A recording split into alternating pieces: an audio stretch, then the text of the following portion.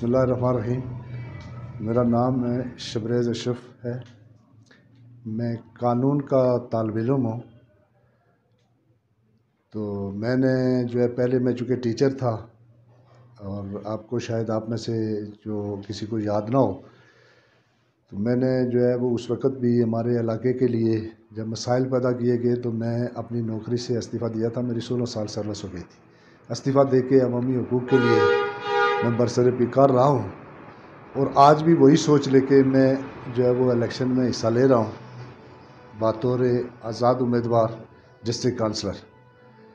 تو انشاءاللہ میں چونکہ اپنے علاقے کے سارے مسائل سے بہت اچھی طرح واقف بھی ہوں، اور میری شروع سے یہ جدوجہد رہی ہے کہ ہمارے علاقے کا ایک نام ہو، ہمارے علاقے میں اتفاق اور اتحاد ہو۔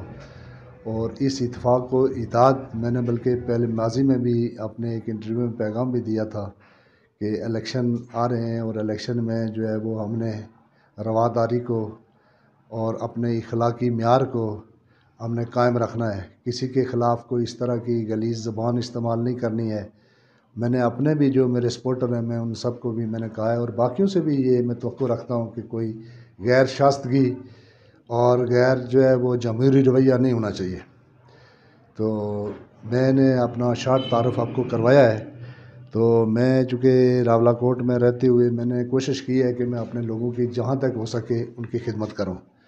چھوٹے چھوٹے مسائل ہوتے ہیں لوگوں کے، اور میرا اپنا منشور بھی یہی ہے کہ جیتنے کے بعد انشاءاللہ جو ہمارے علاقے کے اندر لوگوں کے درمیان جو ہے کہ طویل عرصے سے بہت چھوٹے چھوٹے معاملات کے اوپر ناراضگیاں ہیں، ان کو ختم کیا جائے، اور ہر جگہ پہ وارڈ وائز جو ہے وہ ایک اصلاحی کمیٹیاں بنائی جائیں تاکہ جو ہے وہ لوگوں کے معاشرے میں جو برائیاں ہیں ان کا خاتمہ ہو۔ اور اس کے علاوہ جو ہے وہ چونکہ پٹواری کلچر ہے ہمارے، آج بھی جو ابھی میں بازار میں پہنچا تو ایک چھوٹا جو ہے وہ کنڈیالے سے اس کا تعلق ہے، تو اس نے مجھے پہلا سوال کیا کہ ایک چھوٹی بیٹی کا ڈومیسائل بنوانا ہے، لیکن میرے نام زمین نہیں ہے، میری جو ہے وہ پردادے کے نام زمین ہے ابھی تک۔ اب یہ وہ مسائل ہیں کہ جن سے کوئی عام آدمی واقف نہیں ہے، یہ چھوٹے۔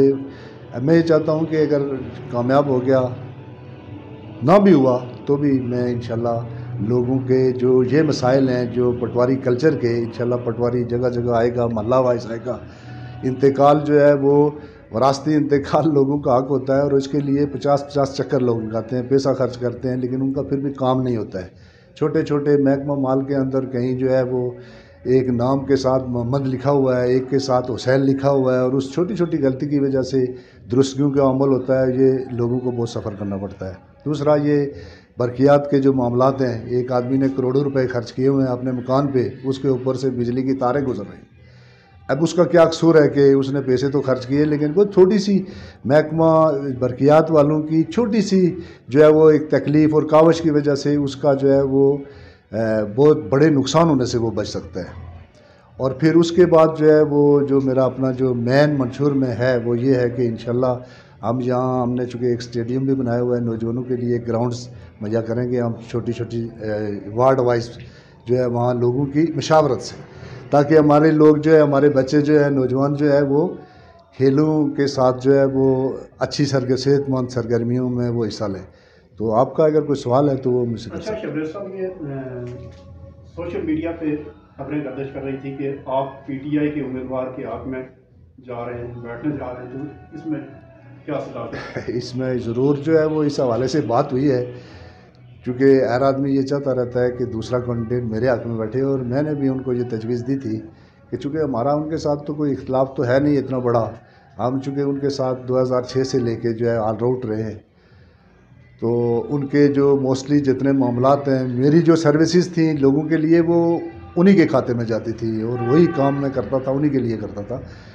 اب بھی جو ہے وہ میں نے ان کو کہا ہے کہ آزاد امیدوار ہوں میں، آپ اپنے امیدوار کو میرے حق میں بٹھوا دیں اور مجھے اپنا حمایت یافتہ امیدوار ڈکلیئر کر دیں، اور یہی آپشن موجود ہے ہمارے اور ان کے درمیان جو ہے وہ آگے چلنے کے لیے، یہی واحد آپشن ہے۔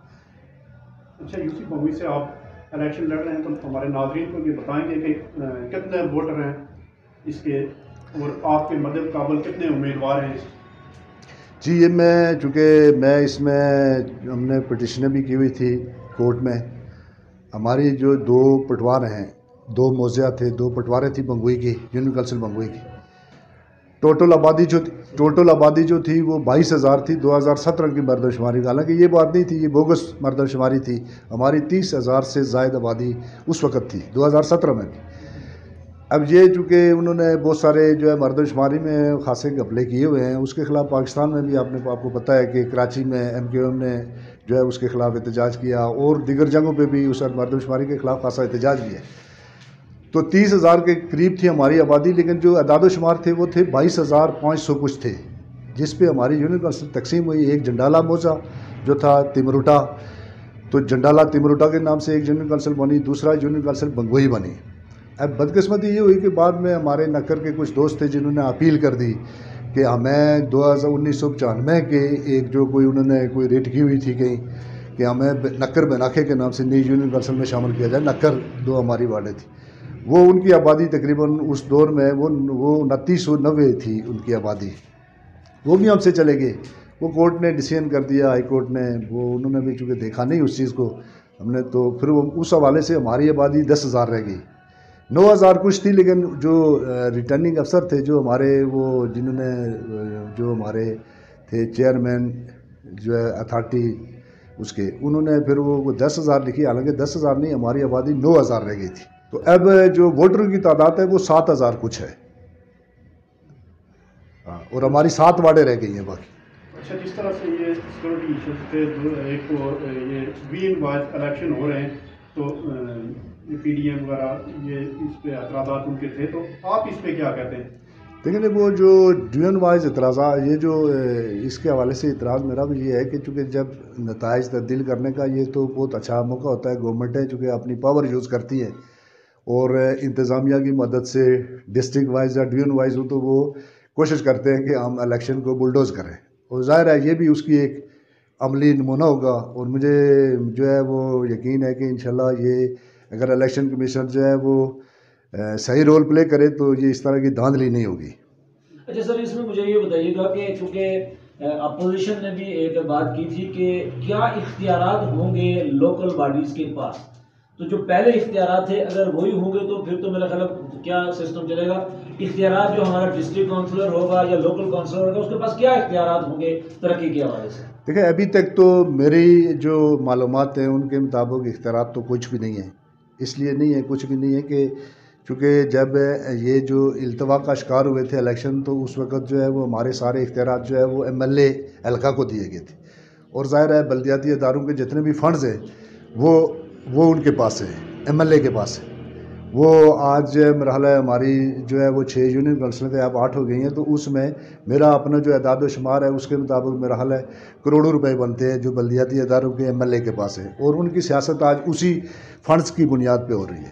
تو یہ حکومت, مجھے اس بات کا وہ اندازہ نہیں ہے کہ وہ انہوں نے ترمیم کس حد تک کی ہوئی ہے, کہ یہ جو پوسٹ بند ہوئے تھے جب, تو انہوں نے آئینی ترمیم کی ہوئی ہے. اگر ترمیم نہ ہو تو ایز اٹ از وہی ہو تو پھر اختیارات آٹومیٹک منتقل ہو جائیں گے, نہیں تو وہ قانونی طور پر جو ہے ایگزیکٹو آرڈر کے تحت جو اسمبلی جو ہے وہ ہمیں یہ اختیار دے گی, تو پھر ہم جا کر با اختیار ہوں گے. کوئی پیغام دینا چاہیں گے تو اسکرین حاضر ہے. پیغام یہی ہے کہ بس الیکشن آ رہے ہیں جی, سارے لوگ جو ہے وہ آپس میں نظم و ضبط کا مظاہرہ کریں, اسپورٹس مین اسپرٹ کے ساتھ, ایک دوسرے کی غلہ زاری کسی کی نہ ہو, اور ایک دوسرے کے ساتھ کوئی غلیظ زبان بھی استعمال نہ کریں, فرینڈلی الیکشن لڑیں. میں خود بھی, میرے چونکہ 2 عزیز ہیں, تینوں عزیز ہیں بلکہ, ایک میرے ابراہیم صاحب کلاس فیلو بھی ہے.